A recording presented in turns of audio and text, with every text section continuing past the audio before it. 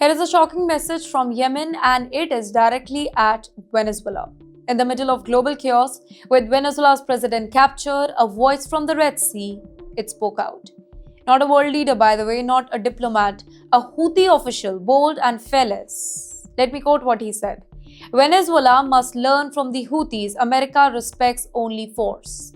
Now, this is not just words, this is geopolitical fire. Let me tell you who are these Houthis first. The Houthis are the Yemeni armed group that has been fighting for years against the US and allied forces backed by Iran.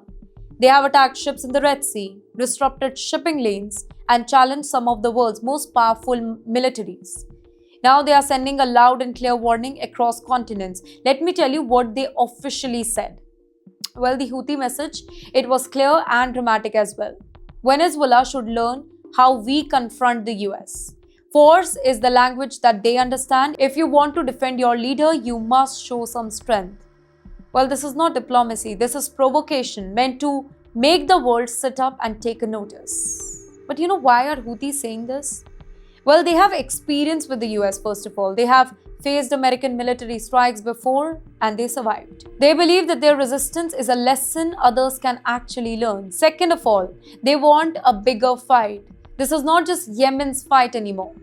By referring Venezuela, they are linking Latin America to the Middle East, creating a global narrative, and that too of the resistance. Thirdly, they want to inspire others. Their words, they are warning. You are not alone. Confrontation works. The US only respects power.